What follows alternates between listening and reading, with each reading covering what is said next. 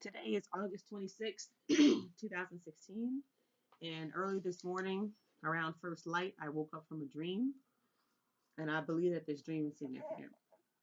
In the dream, character 1, character 2, and character 2A were going to visit this family. It was a Caucasian family, and their job, where they lived and what they've done for generations, is tend to this fire mountain. Now, it was underground, like when you go down into a cavern or a cave, but not too far, maybe only 20 feet or 30 feet underground.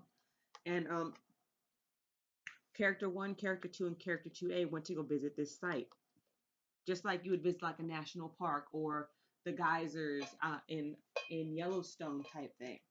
And it was dark, it was underground, and it was a very nice family that tended to this cave.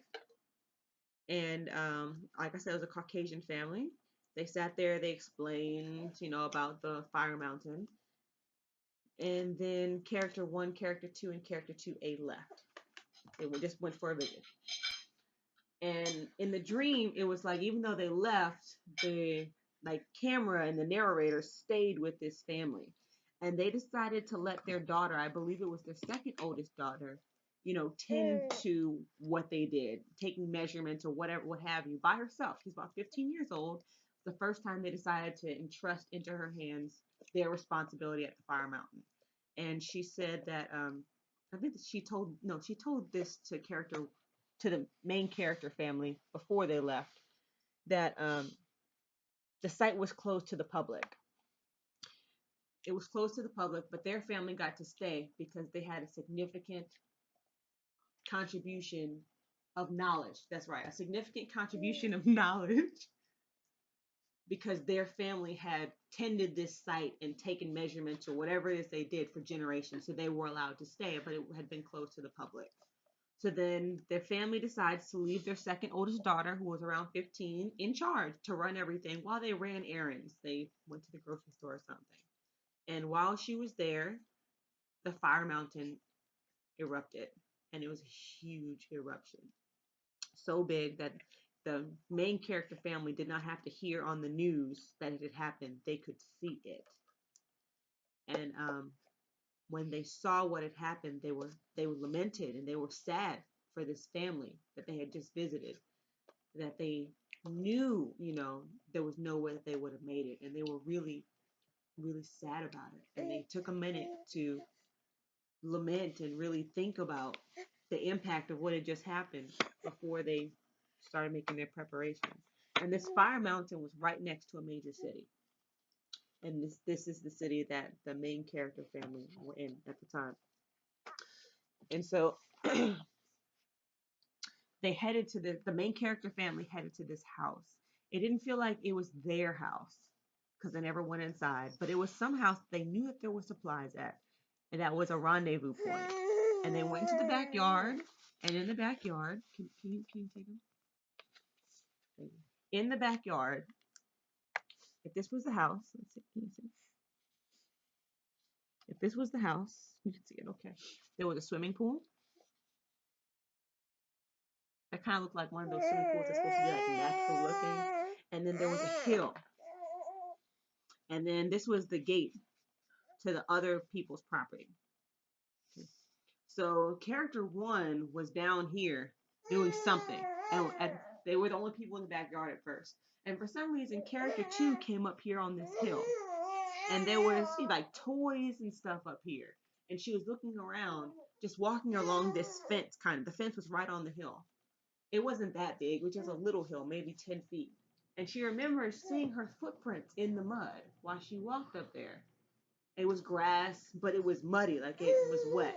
She remembers seeing her footprints, and I don't know why she saw her footprints in the mud. Just looking around up there at the toys and stuff. And then other people started flocking in to this house. So this is the other gate. Everyone's coming in from this way, and this is the sidewalk. All kinds of people.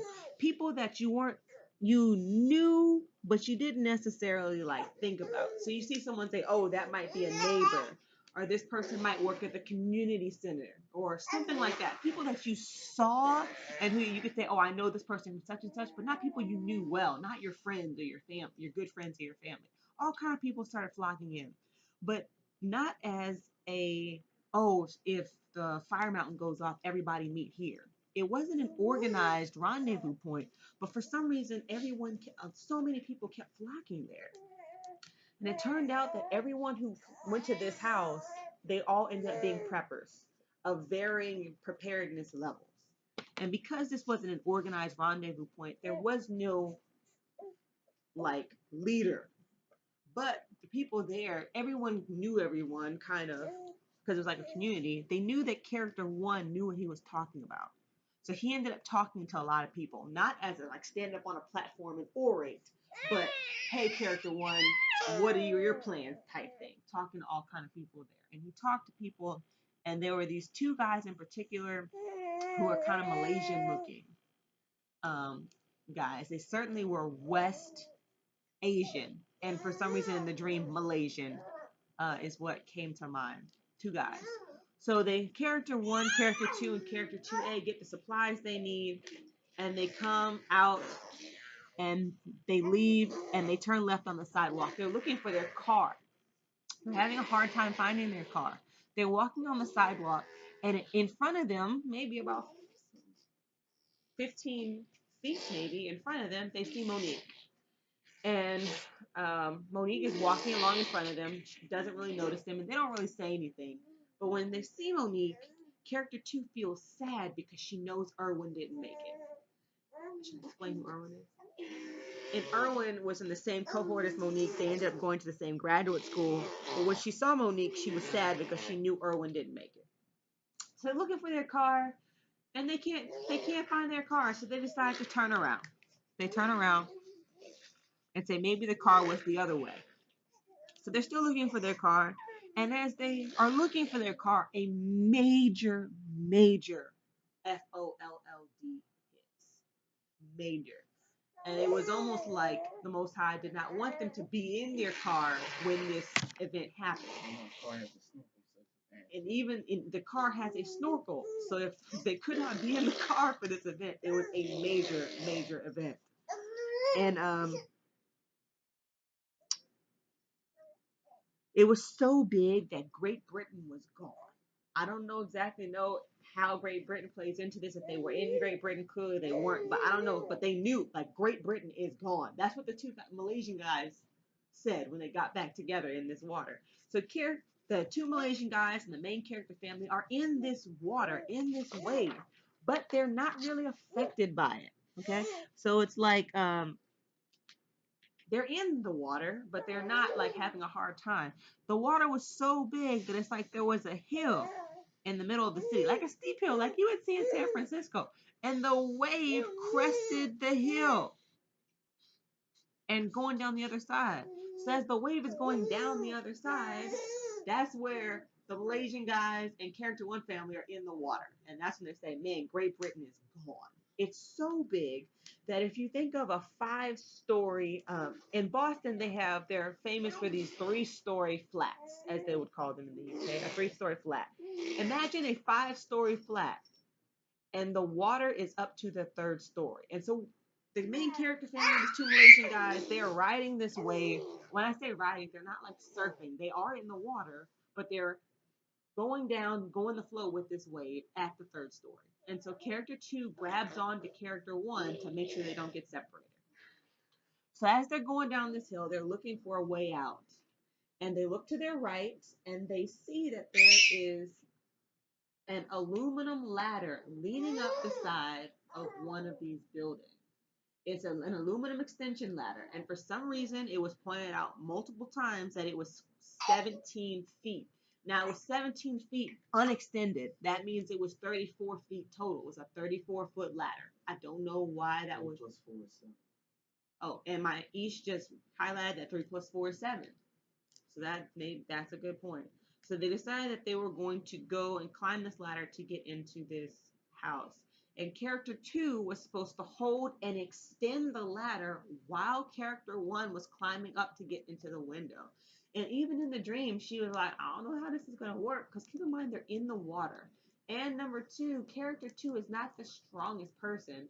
So she contemplated how she was going to lift up this ladder while character one was climbing up it. But they did it. And so as they do this, all the water is gone.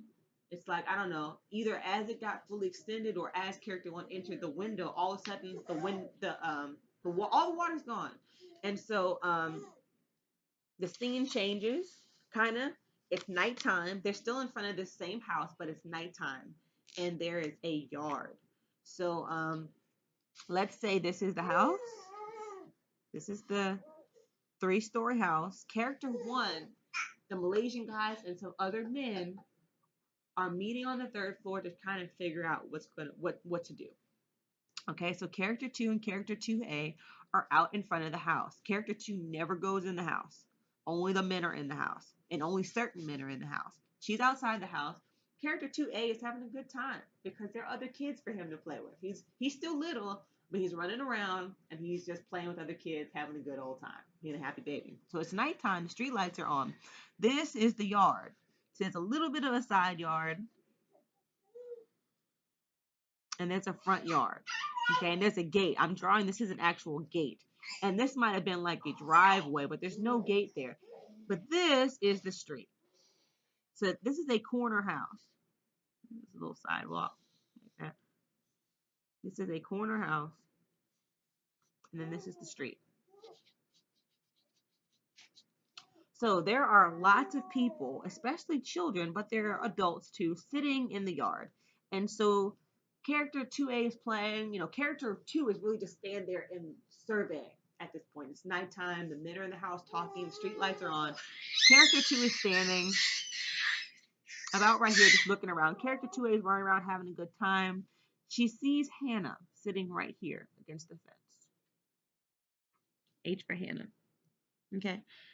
And, they lock eyes, they acknowledge each other, maybe by a head nod or a hand up, but there's no real interaction. It's just say, I see you. I see that you're here. And there are all kind of other people sitting in this area too, but there are a whole bunch of little girls that are all sitting out here. They're sitting outside of the gate, and some of them are in the street. And that concerns character 2. Now, there are no cars coming or anything, but still, they're little girls. And when I say little, I'm talking like 7 and under type little girls, maybe 7 and 3. And they're sitting out there.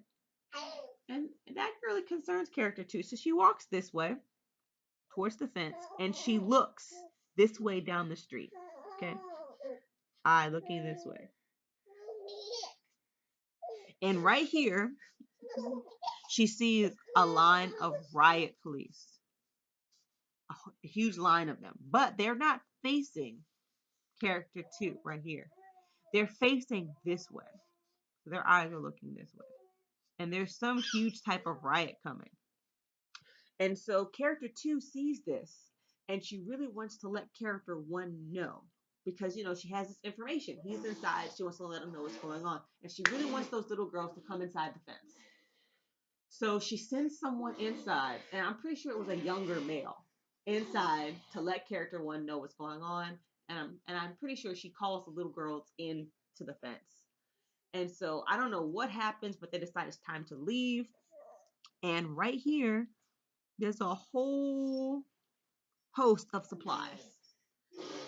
Somehow y'all had prepared this for them, that the supplies that they had stored up was already there, but he had multiplied it so that it was enough for, and them, I'm talking about there are a lot of people here. There are over 30 people there. The people, and character 2 can't even see who's in the house. She knows there are at least 30 people there. So people start picking up supplies from this location and start actually walking that way down the street to wherever the next place y'all has for them. And they're picking up boxes of food, and they're picking up other supplies. And there's a boy, his name was Justin Smith, who I went to middle school with. We were never like close friends, but I knew everyone in my middle school. And he looked exactly the way he did in 7th grade. He picked up my clarinet and handed it to character 2. And although people, I mean, no one's like, this is not a looting situation. Everyone's just moving the supplies somewhere else. So just pick whatever you see, pick it up and take it. But he picks up her clarinet and he hands it directly to character 2. She holds a clarinet.